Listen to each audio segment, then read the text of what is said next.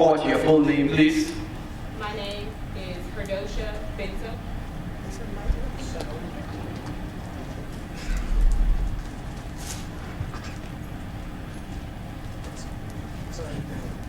My name is Ferguson Bentham. And Ms. Bentham, can you tell us your address? My address is 10072 Bond Oak Drive, St. Louis, Missouri. Ms. Bentham, what is your occupation? I'm a stay-home mom. And are you familiar with the matter that involves the death of Mike Brown? Yes. Ms. Bentham, what if anything do you want to say to the grand jury today? I wanted to talk about personal experience that I had with the police. And when you say personal experience, can you explain a bit more what you're talking about? Our incident that happened in 2009 with Molly Nakers police. It was a situation where I was getting off work and I had a heart condition, so I was not feeling the best, so I was going home. But as I was driving, I felt a little lightheaded, so I thought that it would be best for me to pull in a safe parking lot, which was the library on 367. So I pulled over safely and called my family to tell them that I was feeling real lightheaded and I need someone to come. And as I sat there, I noticed that Molly Nakers police was behind me, came behind me. So I thought maybe they, coming to help me. My family called the police to give me some help. So he proceeded to come to my window and said, "What the hell are you doing here?" And I said, I pulled over because I feel real lightheaded. I had a heart condition, explaining the situation. And he started calling me a lot of bad words, a lot of, I didn't even understand why he was cussing me out. And because I had a heart condition, I started going into panic. So I said, "Sir, I'm real dizzy, I'm lightheaded." He's like, "Get out the car." And I was like, "I can't get out the car. You're making me real nervous, I don't know what's wrong." So he opened the door and he proceeded to pull me out. At that time, I blacked out because I was already feeling lightheaded and had a heart condition. So I guess when he, opened my door, it just made me, I just went out. When I came to, I was in the hospital and the paramedics had to come get me, and I ended up in the hospital for 3 or 4 days. Just so we can hear it again, what physical injuries did you suffer from that incident? When I woke up, I had bruises up and down my arm. My shirt was ripped off that I had on, and I had bruises on my leg. My family member had came, I had called my family, so they had came up to the police station looking for me. And when they came, she said I was out and I was on the ground at the police station and they were dragging me, calling me a lot of names. And she said, "Hey, that's my family, what are you guys doing?" And he's like, "This B is on drugs, and she took something, that's what's wrong with her." So she called 911 on police for the paramedics to come and get me out of that situation. In regards to that particular incident, was any legal action ever taken against the police? And what was the outcome of it, if it was? Sad to say, I called every person that I could call. I called news, I called everybody trying to tell them what happened to me, and nobody did anything, or I didn't know what else to do. So no legal actions was took against me or the police. Ms. Bentham, do you have any other incidences with you and the police? Unfortunately, I do. Can you tell us about that? I was living in New York. I had got married and was living in New York. I came to visit my family. As I was here visiting my family, my sister was driving, and we was in Ferguson, leaving Canfield Drive Apartments. And we got pulled over by Ferguson police. And the Ferguson police officer pulled us over, asked for my sister's identification and everything. I was the passenger. He asked me for mine. I asked him why. He said, "Because I asked you, I want to see your ID. I want to know who you are." And so My sister was nervous, and so just to stop, I just gave him my ID. I had a warrant from 1997. I told him I was pregnant, and he didn't care. He was like, "You're going to jail. You know, you have a warrant from 1997." I said, "I didn't kill anybody. Can't you give me a warning so I can just go back to court?" He said no. He placed me under arrest for the warrant that I had. At that time, I started experiencing some cramping, and I was feeling like something was wrong with the baby. I told the officer, at the time I was 25 weeks pregnant. He didn't care. My water broke. My cellmate, the people that was in the cell with me, was screaming, "She needs some help. Her water just broke." They didn't do anything, so the warrant that I had was for Richmond Heights. So when Richmond Heights police came and seen the situation, they said, "We not touching her. She need an ambulance." So they called. I ended up in the hospital, and I gave birth to my daughter at 27 weeks, and she was 2 pounds and 1 ounce. In that incident, was any legal action taken against the police, and what was the outcome? No legal actions were taken against the police. And Ms. Benton, do you have any other incidences that you would have had some contact with the police?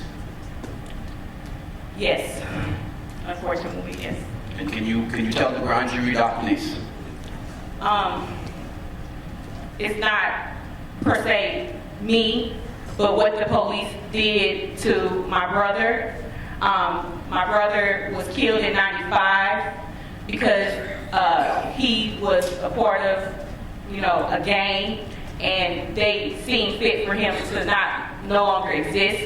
So they picked him up and dropped him off in neighborhood to neighborhood and put it out there that he was an informant, that he was telling on people. So of course the streets talk when they were dropping him off in the wrong neighborhoods. And my brother was killed in 2005. Nobody was brought to justice or anything was done about it because we all know who killed him. That's why nobody was brought to justice.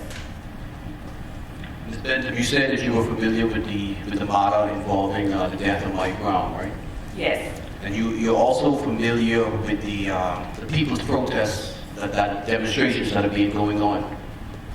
Yes. Can you speak to us in terms of your involvement in that? Yes.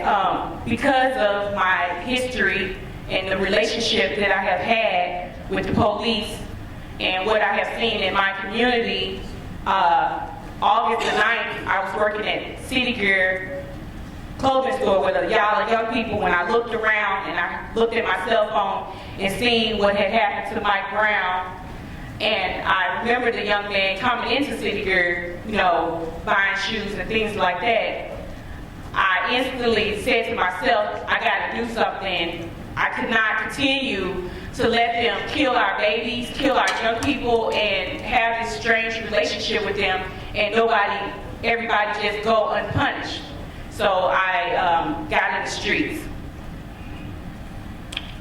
Lastly, Ms. Benton, I know you're here today to testify. Is there any last words that you would like to say to the grand jury? This relationship that the African community has with the police has to stop. So that means each and every person here is responsible to make it stop. We can't continue on having this strange relationship like it's okay. So that means that all of us are responsible. I can't keep on having these things happen to me or people around me and think it's okay. So that's why I'm here with my time, my energy, and everything in me to say that this is not okay. Thank you very much, Ms. Benton. Next, we're going to have a video testimony from Robert McCullough and a cross-examination by Molly Yeshitela. It's 910, Big 550, KTRS. And it was back on November 24th, that Monday night, the Monday before Thanksgiving, that our next guest held a news conference in which was carried worldwide, in which he detailed why the grand jury in St. Louis County decided to not indict Officer Wilson on any charge. And since that night, much has been talked about, much has been criticized about his process and what happened. And, of course, we had the riots and the fires, and Ferguson became a international story and remains one today. Bob McCullough held that news conference back on November 24th and joins us now. Give me about 30 more seconds. Joins us now here to talk about what has transpired over the last month and what transpired on that November 24th. Bob McCullough, of course, is the St. Louis County prosecutor, and I believe we have him via a telephonic setup. He's calling back in. He's calling right back. We found him on a cell phone. We're going to call him back on a landline. We're going to do that here in just a moment. We got him. All right, good. Bob McCullough, St. Louis County prosecutor, are you there? I am. Thank you very much for joining us. This is the first time you've had a chance to sit down and at least tell us your thoughts since that November 24th news conference that you held that night, that Monday before Thanksgiving. Just give us a sense of what your thoughts have been as you've watched the last month from where you've been. Well, I'm happy to see, and tell you the truth, that things have calmed down to the point where people are beginning to rationally discuss the issues that are out there, and that's what we need to do in order to accomplish anything. So, and in all honesty, I intentionally stayed away from all the media for that very purpose. I didn't want to fire things up. I didn't want anybody to be able to say, well, McCullough said this, he did that, and so I stayed away from it, and I think now, it's a point where those discussions will go on, and hopefully we'll get something accomplished this time. And so you want to come on and just state a couple things, explain a couple of things. What's your reasoning for coming on now? Well, I think there are a couple of things that have developed in the past month. That I think I can straighten out. There was a lot of talk about the timing, the actual timing of the release. Some of the other things about the release of the grand jury information and the federal investigation and the like. So rather than listen to all the talking heads I've heard about explaining why I did what I did, I thought I'd come on and explain. Sir, the decision leaked out even before you ever reached the podium. Once that started to leak, did you feel you had to rush to get out that information sooner rather than maybe the next morning? Well, I did not know. I didn't hear anything about the actual decision leaking out because, in all honesty, it was probably somebody guessing at that because there are only a limited number, only about 4 people in addition to the grand jurors who knew what the decision was. But I did want to get it out as quickly as possible. As I said, it was, and I know the media had reported that it was going to be released on Sunday, that the decision was made and all that, and I said we thought that there was a good chance of that happening. So I thought it was important to get it released whenever it came back as quickly as possible afterwards.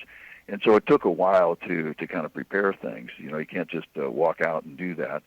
The media, the news directors from the 3 local TV stations did just a great job in setting things up.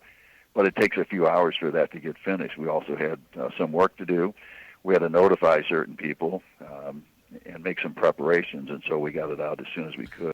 There was a criticism that of the prosecutor that you allowed witnesses, and I know you're not going to necessarily speak specifically on witnesses, but you allowed witnesses who you and your staff questioned their reliability, questioned whether they actually were there, had the right information. Their stories changed once they were questioned about it. Why did you allow people to testify in front of the grand jury in which you knew their information was either flat out wrong or flat out lying or just weren't telling the truth?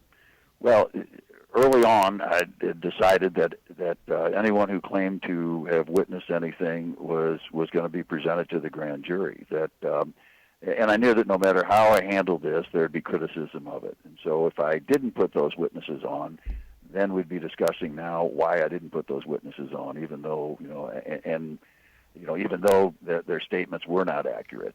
And so my determination was to put everybody on and let the grand jurors assess their credibility, which they did. I mean, this grand jury poured their hearts and souls into this, and it was a very emotional few months for them. It took a lot out of them physically and emotionally. So, but I wanted to put everything on there. And I knew, I said, somebody would be critical of whatever I did, however I did it, even those who, first of all, we didn't release any information, and then we released too much information. And so, that just goes with the territory. But I thought it was much more important to present anybody and everybody, and some that, yes, clearly were not telling the truth. No question about it. You don't do that normally, so that was something you did differently because of this case. Correct. Yeah, the entire thing. Grand juries are not just. They also have some investigatory powers, and that's what they were.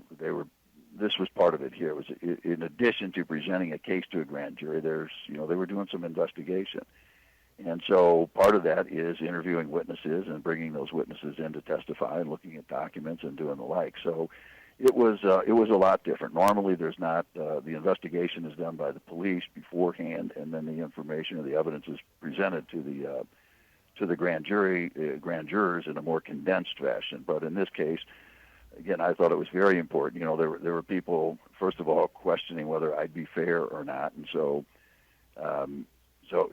to make sure that we were as open as possible, we presented it to the grand jury to let them make the decision. It's not as though we just, some of these pundits have said, we just opened the door and threw everything in and said, here, do what you're going to do. I mean, it was, if you've had a chance to look at even parts of the transcript and the evidence in the case, you can see how well organized it was, and it was all put before the grand jury in an orderly fashion, not some willy-nilly fashion.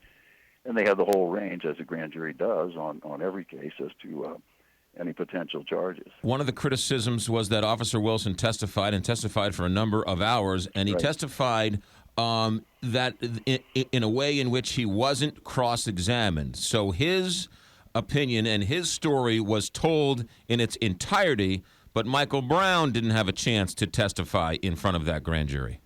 Well, and obviously Michael Brown couldn't testify in front of the grand jury, but Wilson, any target, any suspect on any investigation, I would love to have in front of the grand jury, but we can't compel someone to come in and testify if they're the target of the investigation, if they're a potential defendant. And so in some cases, we invite them to come in, and in some cases, in most cases, they declined. In this case, he decided to come in and testify. And believe me, I would take a sworn statement from a potential target on every case. I'd love to have that. We've had other situations in which, in fact, there's a guy being sentenced this morning, a former police chief from Charlotte, who was indicted by a grand jury for stealing from the city. Excuse me. And he was invited to come in and testify. He came in and testified, and the grand jury considered his testimony and indicted him. And then he was tried by a jury and convicted just recently and is being sentenced this morning. So it, sometimes they believe the individual, sometimes they don't. Sometimes it's a little bit of everything. Just like any jury, they can believe all, part, or nothing of any witness testimony. Criticism of you, Bob McCullough, was that if you wanted to, you could have gotten this grand jury to bring an indictment. And I've asked you this before, and I'm going to ask you it again. And that is, you could have, as I'm assuming you do in certain other cases, where if you think someone's guilty, you sort of bring the evidence that you want to a grand jury so they indict. You didn't do that this time. Well, we could have presented the evidence in such a skewered fashion to get anything that that anybody wanted out of there. If I'd put on just Dorian Johnson, they would have indicted him on murder in the first degree. But that wasn't the case, and that wasn't the whole case. And so this case was different. And it's not uncommon in a case where there are issues of whether it's legal self-defense or lawful self-defense or lawful use of force by a law enforcement officer. Those are issues that have to go in. If there's a shopkeeper who shoots a robber, that's information that's going to be put in there. This guy was robbing the store, and that's why the guy shot him, as opposed to just putting on evidence to say, hey, this guy pulled a gun out and shot this guy and killed him. My job is not to get an indictment. My job is to seek the truth and seek justice and do what is right and what's appropriate in there, and that's what we did in this case. Oh, my only other question, and I just want to end, and that is on the way the system is set up. Do you think prosecutors are too close to police to investigate. You work with them on all these other crimes. Are you too close? Should a special prosecutor be set up? Should it be taken out of your office to investigate something next time? No, it shouldn't. And as I said, if you look at the history that's been there, we've prosecuted, my office alone, I've prosecuted more than 50 police officers for everything. As I said, Tony Umbertino, the former chief of Charlotte, is being prosecuted, or is being sentenced this morning for stealing from the city of Charlotte while he was the chief of police. So, it has not hindered our ability to look at these things. And people have that, some, I won't say everybody, of course, but some people have the idea that, the police are going to protect the police. There's nobody who dislikes a dishonest cop more than other cops because they tarnish everybody with that, and we don't like dishonest people regardless of their occupation. So we've prosecuted police over the years. As I said, this July 5th shooting, nobody questioned that. I've been looking and reviewing police shootings for 20 years, and the Washington Post, they wanted to inquire about these 3 cases in which we didn't file any charges because these white police officers killed black suspects. Well, when they found out that they were indeed black police officers who fired the shots, and that one of the decedents was a white guy, that was the last you ever heard of it. But nobody ever questioned our ability to be fair and impartial in those cases. It's only when they saw an opportunity for their pure political gain. Far too many of these people started raising that issue, and that's where it came from. And really, you only need to look at the July 5th one.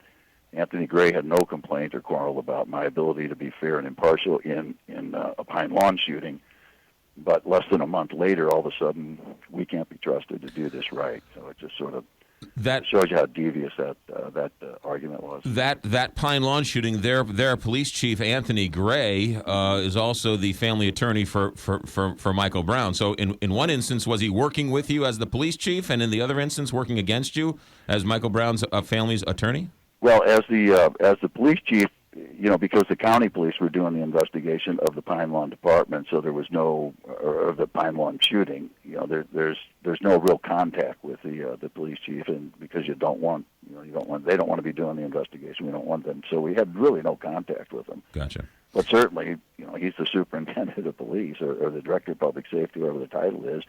So it's his call to call in the county police to do the investigation. So he called in the county police.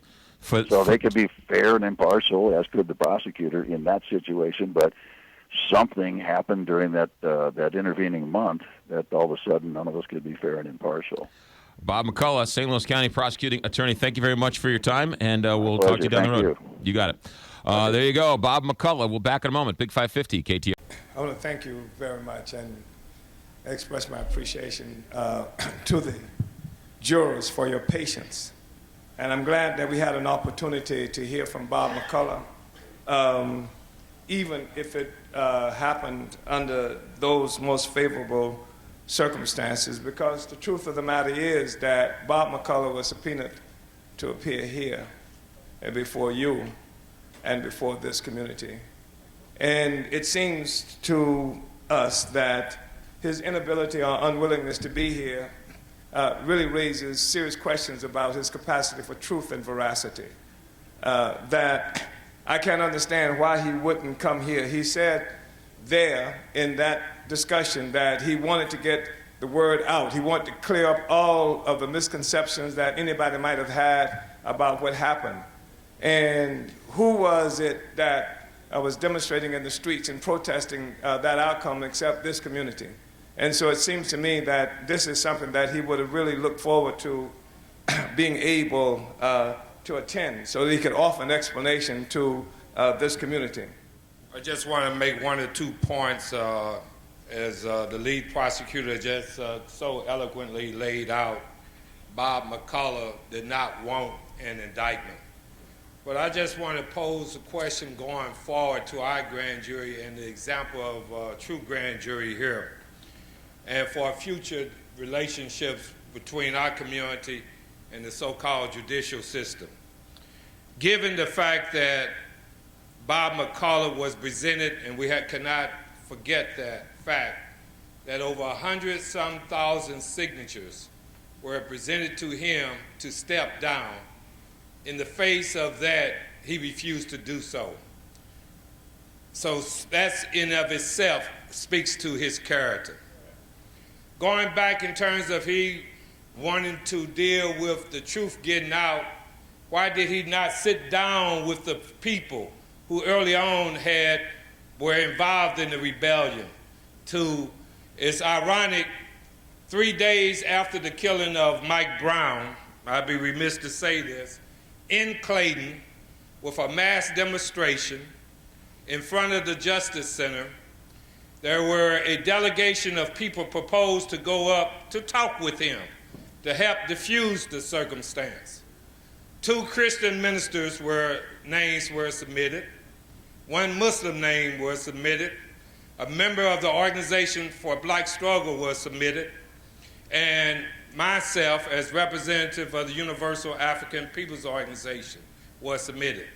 He sent down that he's willing to meet with the exception of Zaki Baruti. Am I not a member of the community? One that's out there in terms of seeking justice.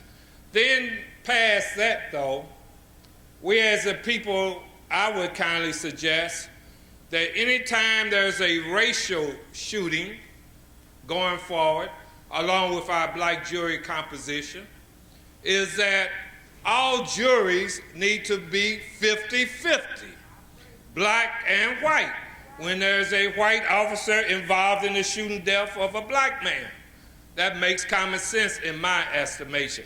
Even though, as my brother pointed out, we need not have gone through the grand jury process. Why not put everything out on the table so that the public can be in judge? And let's bypass and get rid of the grand jury selection.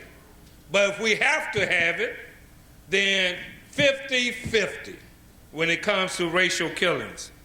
Last but not least, he mentioned that there's over 50 cases that he investigated involving police officers. Am I right? I did hear that correct. It'd be interesting to see how many came with a conviction or a charge. So again, I just want to veggie back on my good brother, the lead prosecutor, that Bob McCullough need to be on the real side, arrested and put in jail himself.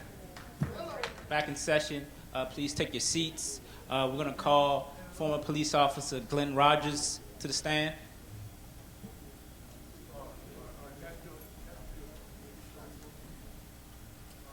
We ask that you remain standing and put your right hand up. Be sworn in.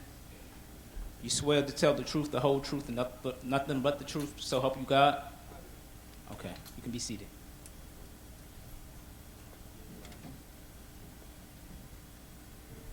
Glenn Rogers. Okay. And could you tell us your address? Where you from? Where you from? I'm on O'Fallon, Illinois. Okay, great. And what's your occupation? I'm in marketing. I'm also a minister. Okay. And you were a former police officer? Yes. Okay. For how long? 22 years. And why did you choose a career in law enforcement? I actually, as an insurance agent, I got tired of being stopped by the police in North County. And yeah, I used to drive a nice car, and I always got pulled over off of Hanley Road for frivolous things. When they found out that I knew a few people, I didn't get tickets, but I got tired of the harassment. So I told my friend that was the chief of the police department at that time, that I wanted a badge as an auxiliary cop so that I could just pull it out and have some protection against driving while black. Okay. What police agencies have you worked for? I work for the city of Berkeley. I work for Velda Village. I work for Wellston, Hillsdale, Country Club Hills, and Moline Acres. I did the Muni Shuffle, as they call it in this area. Okay. And when were you appointed chief of police, and where was this? I was appointed in January 21st, 2001, in a little village of Brooklyn. The mayor had a problem there, asked me to come in. I had actually retired out of police work at that time. Okay. And why are you willing to give your professional testimony here? Because ever since I entered police work, I was amazed at the one-sided treatment that was levied against black people. And since most cops are not willing to talk, and they're in a clique, and I've been doing this when nobody cared, when there was no cameras, no media, in the St. Louis News, I'm doing what I've been doing ever since I started. And you know about the events that happened on August 9th, the death of Mike Brown? Yes. Correct? Yes. Okay. In your professional opinion, what would you say was some of the unusual aspects of this case? Okay, the fact that the gun jammed twice. Now, I know one of the people that was asking questions, one of the jurors wanted to know about a gun jamming and then firing and jamming and firing. It is, in training, you learn how to clear a gun jam. They call it tap, rack, and bang. If it jams, you just simply, you tap it, you rack it again, and then you fire. Now, a jam is a common thing with guns. Particularly if they use old gunpowder, it's a common thing. But sometimes cops will fire guns 20 or 2,000 times and never get a jam. Depends on what gun it is. Some are more prone than others. But to have 2 jams in a short period of time is indeed highly unusual. Okay. Someone spoke about the police report. What's the usual you call the procedure for a police report and police incident report? Okay, I'm glad you asked that. People need to understand how the police report process works in St. Louis County, because it's similar all over the country. Now, in St. Louis County, they use what they call the Cary system. St. Louis City uses another in-house system. Cary is computer assisted report enhancement is what Cary stands for. Now, with the Cary system, how that works is an officer has an event that takes place. Sometimes they have incidents. With an incident, it's not required to do a full report. You just log it for maybe a person might need some insurance data or some proof that it happened, or maybe a mother's returning a child or something. You just got to have a proof that it happened. No real report needed. So that's a little incident report. Sometimes they do an incident card or whatever. But a full police report is very critical that you understand the whole system is designed to clear the police officer. And let me tell you how it works all over the country. For example, if you're a police officer and you get involved in a situation, you're a regular officer, you turn in your report, and your report is to be done that day. If it's not done that day, at least the critical elements of time, date, who, what, when, where, and why is sketched, so they don't have to pay you overtime. You can come back and complete it the next day. But let me tell you how it works. You, the responding officer, gets involved in the situation. You complete your report, and you turn in your report to your sergeant. Your sergeant's job is to review your report for errors and omissions and incorrect things. So, for example, Officer U comes in and you turn in your report to Sergeant Me. I say, say, for example, you forgot to read the Miranda rights. Everybody's familiar with that. So I will say to you, Officer U, I'm sure that you gave him his Miranda rights, didn't you? But you forgot to put it in the report. And it rings a bell. You may have clearly forgotten. You say, yeah, that's right. Just give me that back and I'll get it taken care of. No big thing. You give it back. You give your amended report. They'll give you your police report with scratches and red marks on it all over until it is complying to standards. So the sergeant looks at it, and the sergeant says, well, this is okay. He submits it to the lieutenant. That's why you don't see most high-ranking officers on the street. Most of their job is reading police reports, and the chief is dealing with politics. So the lieutenant looks at it. He's been there longer than the sergeant. That's why he's a lieutenant, normally. And so he says, with his deeper critique and more experience with the courts, he says, well, I see there was a juvenile sitting there in the booking room. He tells the sergeant, you need to get this back to the officer because he needs to do something about this part of the report. You can't have a juvenile sitting there in there with the adults. So he kicks it back. Sergeant Yu gets it, says, oh yeah, that's right, okay, let me go ahead and let me straighten that out. Is this lying? Or is it conforming to police protocol? Now, the captain gets it, and ultimately assistant chief, and finally the chief puts his John Henry on it, and it gets approved as a closed report, where no more amendments are made to that report. Nothing else can be added to that report. Anything else after that has to be submitted in the form of a supplement to the original report. For example, the person that you were dealing with, his parents come to the station the next day and they say, hey, look, I've got to tell you such and such and such, and it might be critical to the case or whatever. So it's significant enough that you have to do a supplement to that original report, and a lot of times it's listed as an S. Same report number with an S.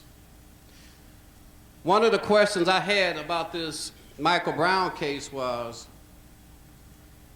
there's a lot of talk about the original reports, but I'm more concerned about the supplemental reports of all of these cops that responded to the scene.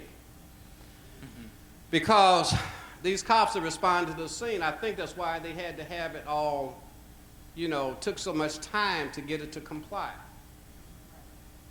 Because at that point, you've got a lot of different people, and you can't have contradictions if you understand how it works. I see that we have been tasked with looking at first or second degree murder only.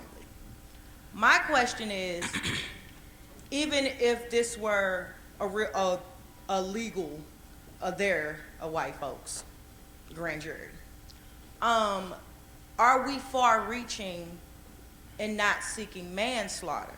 Because at least if we go after manslaughter, we can kind of play their game and get some stuff, get some of those lesser charges. May not be what we want specifically, but at least there would be some time served. Because of that use, what is it, the police force, excessive force thing? Because of the way that's worded, and you said if the police officer feels, his feelings can say his use of force was justified. If he says that your actions were consistent, for example, if you move your body in a way that's consistent with a person that would move their body to get a gun, that could be justifiable. But right now, when it comes to the Darren Wilson case, you can't do anything but hope that they will reconvene another grand jury. Well, and then on top of that, again, just because this is his saying, we also, put forward evidence to say that he had no fear for his life. You got to look at the evidence as a whole. And like probable cause, again, is a very low standard. This is not a trial where you have a beyond a reasonable doubt. From a probable cause standard, where a reasonable, prudent person would believe that Darren Wilson committed a crime. And that's the standard you'll be looking at. So from that point of view, and we'll get into all that at the end of the instructions at the end, but from that point of view, we feel that manslaughter is not enough. First degree murder is clearly, and this is what you're going to have to do in your deliberations. So it's not for me to pontificate about what you 12 are tasked to do. So next we're going to move into the testimony. Thank you, Mr. Rogers, for your testimony. You can be dismissed. We're going to move into testimony, video testimony from Sarah Wett, who is a forensic pathologist.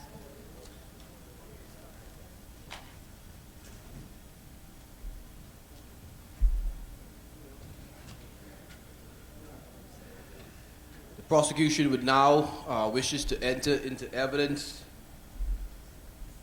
the expert statement of a forensic pathologist, Cyril Wicht. But there is only one way that this scenario plays out when you analyze the bullet wounds. There were 2 wounds of the arm, one in the forearm, entering dorsally, exiting on the front, and the other in the upper arm, entering in the front and exiting in the back. Both had an upward trajectory. Michael Brown was 6'5". Officer Wilson is 6 foot. The only way you have an upward trajectory is with the arm like this and the shots fired. And then you have 2 shots that strike Michael Brown in the chest, and they both have a downward trajectory. How do you get that with a 6'5" guy being shot by a 6 foot guy? And then you have 2 wounds in the head that are parallel to the ground. When you put the body on the table, they're perpendicular. The only way you can get that is that his body is continuing to fall. The scenario is that Michael Brown was shot first in the arm, then as he is beginning to fall, he is shot in the chest, and then he continues to fall, he is shot in the head, and then he falls prone. He's 35 feet away. What happened at the car is significant, most of all, and nobody talks about this, for what was Officer Darren Wilson's attitude. Was he teed off? This kid has just struggled with me with my gun, and the kid is now 35 feet away. He is unarmed, he's in short pants and a t-shirt. Where is this imminent threat? If he believes that this kid is a threat to his life, then how in the world can he be out there as a police officer dealing with people that have weapons, people that are really berserk, and people who really pose a serious threat? No, this is absurd scenario as far as I'm concerned in terms of Wilson's defense. Ladies and gentlemen of the jury, are there any questions that you would like to say in regard to that evidence that was just heard, or comments to be made? And if there is none, prosecution submits that Cyril Wicht's statement should be entered into evidence as one of the People's Exhibit. I think that I want to thank you. Thank you for that testimony and an opportunity to look at that. It seems that listening to Robert McCullough, he complained that there was so much conflicting testimony around the same questions in his explanation for the grand jury's determination not to indict Darren Wilson. So they had to rely, he said, on forensic evidence. And there was nothing that Robert McCullough said that was essentially different from what was just said now by this forensic pathologist. The difference being, of course, interpretation and the need for McCullough to explain away the murder of Mike Brown and to exonerate Darren Wilson. The whole discussion, much of being made of by media, by law, quote unquote, law enforcement forces, that there might have been blood in the car. Darren Wilson himself testified having fired at least 1 round. The forensic pathologist just now saying that part of Mike Brown's thumb was missing, having been shot. And in fact, there was evidence that that shot happened at the car itself, which would explain if there were blood splatter or anything like that, if in fact there were some evidence of Brown's presence in the car. That would obviously be an explanation. And if a grand jury were involved in simply looking at the basis for establishing probable cause, then it seems clear to me that the evidence that they heard, not just this, but the evidence that they got from other pathologists would have been sufficient. However, it seems clear that McCullough and his prosecutors had a goal of interpreting that forensic evidence in a fashion that would make Mike Brown responsible for his own death, as opposed to Darren Wilson. I think that's really crucial, and I think that any rational group of people listening to that, any group of people from this community listening to that would have found it obscenely arrogant and totally disdainful of black common sense to say that a man who has already been shot, chased by police, why would you run in the first place from somebody shooting at you and then suddenly turn around and then charge them? It seems clear that the forensic evidence supports the testimony of everybody else that said that Mike Brown was murdered by Darren Wilson on August 9th, 2014. You know, as we would have indicated from the beginning, ladies and gentlemen of the jury, we submit that the prosecutors in this matter corrupted these proceedings, and as the chairman would have said, they totally disregarded what the science would have said. The science said that this would have happened a particular way, and they put their own twist on the science. So, but these are the things that we would want you to deliberate on, and to come to a proper decision. Is there any more questions or comments from the jury? The jury is satisfied with that evidence? We're going to move on, continue with the block grand jury proceedings, ladies and gentlemen. The next testimony that we will be hearing is from St. Louis County Prosecuting Attorney Robert McCulloch.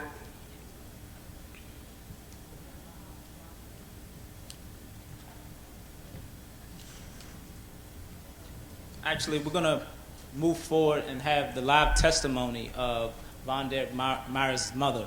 We're going to ask her to come up and be sworn in. Great. You can remain standing and put your right hand up. You swear to tell the truth, the whole truth, and nothing but the truth, so help you God? I do. Okay, you may be seated.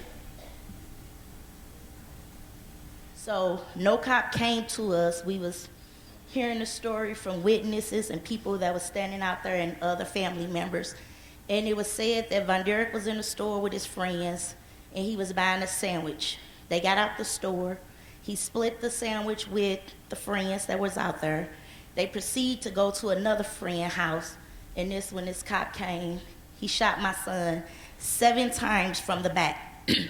One of the bullets hit him in the femur, which is the largest thigh bone in your body. Vonderit was then on the ground begging and pleading for his life, asking this cop, why is he doing this to him? Who is he? Because at that time, they didn't even know he was a cop. He never identified himself as a cop. He was dressed in all black. So as the witness watched, the cop then reloaded his gun, walked up to Vonderit, because Vonderit was on the top of the hill. The cop was down on the hill. So all Vonderit wounds was in an upright projective. He then reloaded the gun and shot Vonderit in the head, which took his life. Could you say your name for the record? Vonderit Myers Sr. Okay. And where are you from? St. Louis, Missouri. Okay. And what did you want to add to this matter that your wife just... I just want the people to know that throughout this whole thing with this cop and my kid, that they said they found a gun and he's allegedly shot at the police officer with. They first claimed it was a 9mm Ruger. Then later on they claimed that it was a Smith & Wesson 9mm. And then furthermore, if he took shots at the cop, why wasn't his fingerprints on the gun? Mm-hmm. His DNA, none of that was on the gun. Okay. And that's what I want to add to what my wife was talking about. Okay. Brother Myers, also Brother Mufasa. That's right. Okay. First of all, as a father to another father, I express my deepest, and I've been where you are. Okay. Thank you, sir. And to the mother also. If there was coming out of this grand jury that you wanted to send a clear and loud message to the grand jury as well as the audience and the people worldwide who's listening to this, what would be your message in regard to the issue that you have now felt as far as racial profiling, racial brutality, and murder. So I want the people to understand, do not allow these people to keep manipulating our minds as grown people that's been out here and knowing the brutality that's out here. Just stand for something or die for nothing. You know what I'm saying? That's what I would say to the people. All right. Okay. Thank you. Okay, just one question, and then we're going to close for the day. Go ahead, sir. Okay, what I want to say to everybody, we must keep the pressure going. The word, just You want to come to the mic? Go to the mic, brother. Go to the mic. I need to hear you. Okay. Audio? Go ahead. Mic? Go ahead, brother. You know? Check, check, check. Okay, what I was saying is we must continue to apply the pressure, the new word, and you better listen to what the word is. The new word, move forward. Stinger just took over office out there for Charlie Dooley. Every time you see someone, we want to get past Ferguson. We want to move forward. No, you're not going to move forward until you handle this issue here at hand. Right on. We want some justice, right on, and we want it now. Right on. Bob McCullough, goodbye. Don't stop. Then you go to Jeff City again, because that's the one that controls everything here. So just remember, when somebody tells you we're going to move forward, can't move forward till we deal with what's here on hand. Thank you very much. Ladies and gentlemen, brothers, sisters and brothers, thank you very much for attending the first day of the Black People's Grand Jury. We're going to be here tomorrow, starting 10 o'clock sharp. We want you to be here on time. I would be here no later than 9:30 so that you can get seated and we can sort out any issues that we may have. But tomorrow is just going to be another day of evidence and exhibits. You'll be hearing from a family relative of Mike Brown, plus you'll be hearing from persons who have suffered police, who've been victims of police violence from this community. So brothers and sisters, thank you very much for attending the first day of the Black People's Grand Jury, and we're dismissing for the day. Thank you very much. Uhuru.